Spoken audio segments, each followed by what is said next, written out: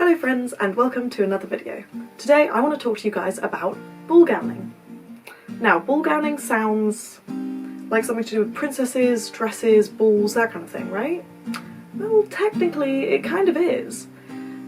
Ballgowning is a little known part of LARP that I've recently fallen in love with and would like to deliver this little video essay to you about. For those of you who don't know, LARP stands for live action roleplay and is kind of like Dungeons and Dragons in real life.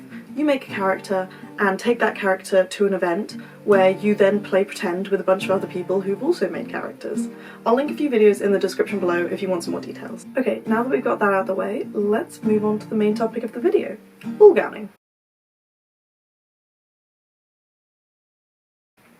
According to the official LARP wiki, ballgowning refers to emotional role-playing focused around character relationships. In essence, you and one or more other players create generally romantic relationships for your characters to interact in. These can be arranged out of character, come about naturally in character, or even be set up by other players. Of course, what does make LARP such an amazing hobby is the many different aspects of it. From fighting to politics to ballgowning, you can truly do whatever your heart desires.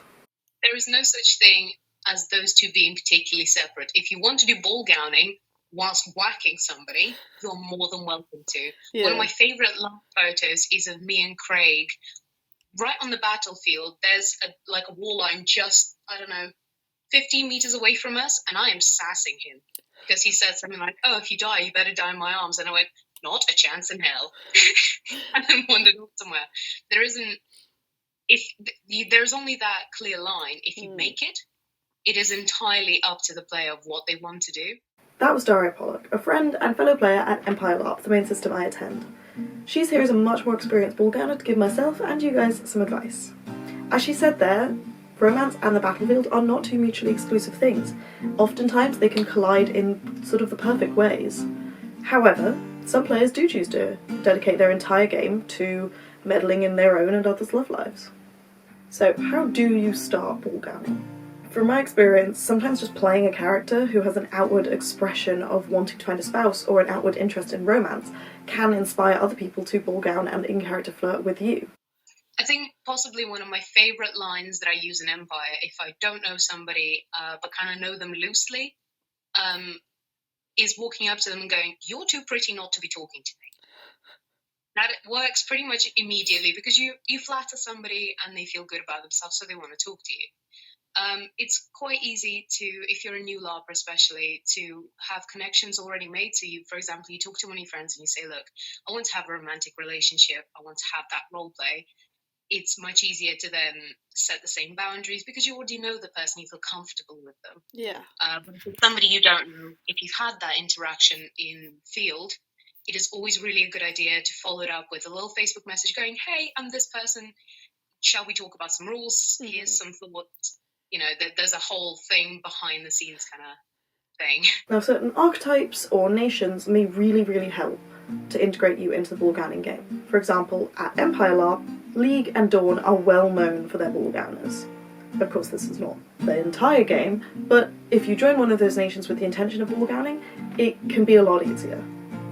Other archetypes such as a Southern Belle seeking a husband, a character I recently played where I ballgowned, pretty much any vampire or gossipy princesses and princes can also help. I don't think ballgowning is completely limited to certain nations. I think ballgowning is easier to get into because the story's already built that way. Yeah. And I don't know, it worked. I can see why certain people would be drawn to League and Dawn. Basically, you don't have to be in a certain nation or a certain archetype to ballgown, but it does help. Yes, absolutely. I think it just enables the ballgowning aspect. Obviously, all of what me and Darya were able to talk about has to do with Empire LARP, since that's the game we've both played together and the game that we both know. Certain LARPs definitely cater better to ballgowning than Empire does, such as Vampire LARPs.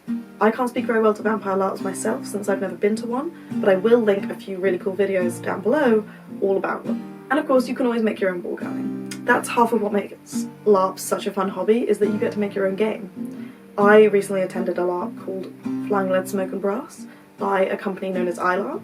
I will link them in the description below. They're a fantastic company, I absolutely love them and could rave about them all day, but I'm going to stop myself now because that's a whole other video.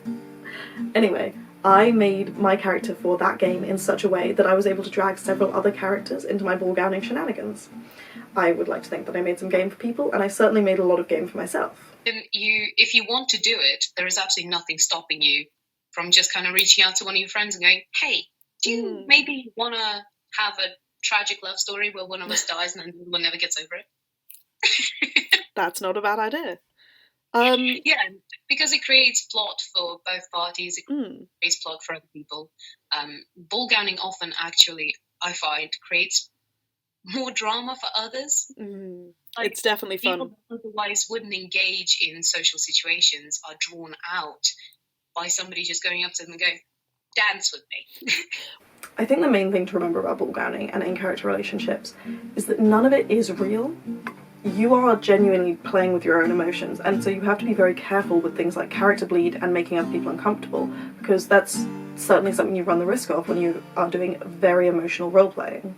Darya has a few really great tips and tricks for how to avoid this character bleed. Certain bits of kit that as soon as I put it on makes me feel like I'm in the headspace to play her.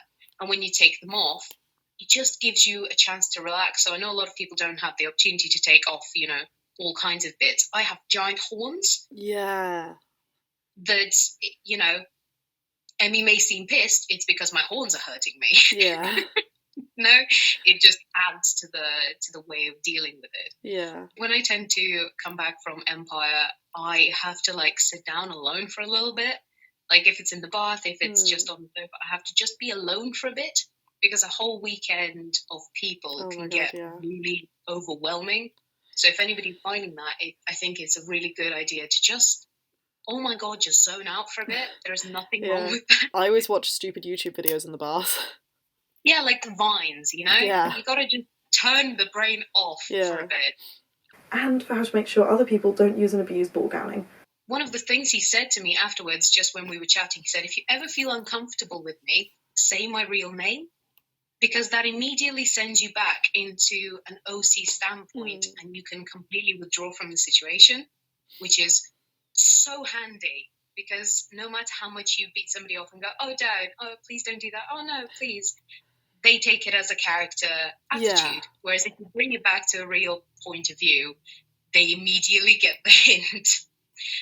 But with relationships and the bleed between them, it's always really, for me, I find it really useful to have a little notebook that almost reads like a little book for me, because then I can remind myself that all of this is completely fictional, and I don't know if other people do it. It's completely fictional. All of this is a story that I'm reading or I'm writing, maybe both sometimes. Yeah. That then, again, just helps separate the two from becoming horribly meshed together. Having an element to sort of ground yourself and go, right, these people aren't actually flirting with me. This is all for fun.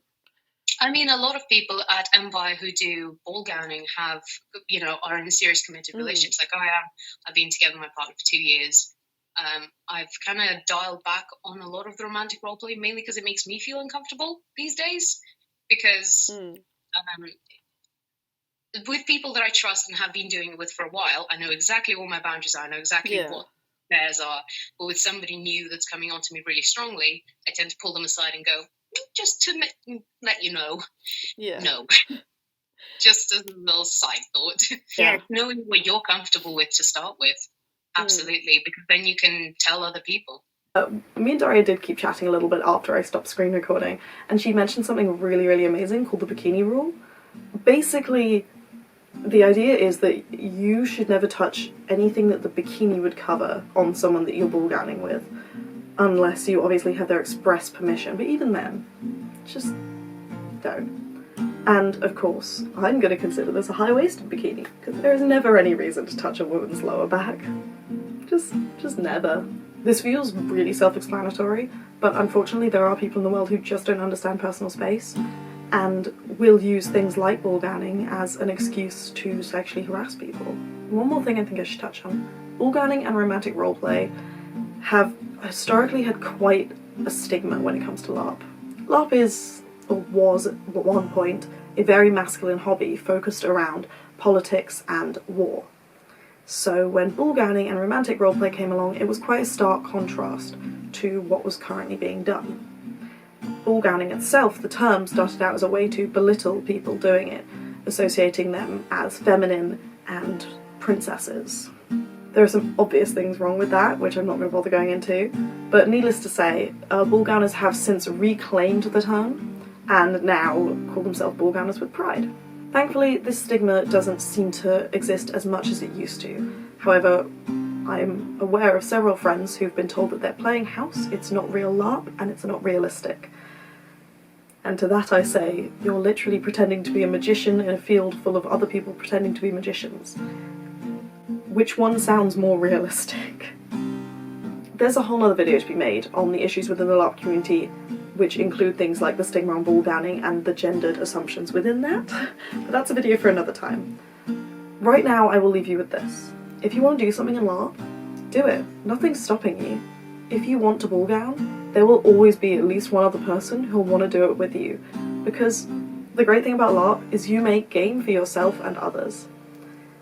And if you're one of those people who feels judgmental of ballgowners, thinks their game is less than, please take a moment, step back, evaluate why you feel that way, and maybe have a conversation with some ballgowners to ask why they like that part of the game.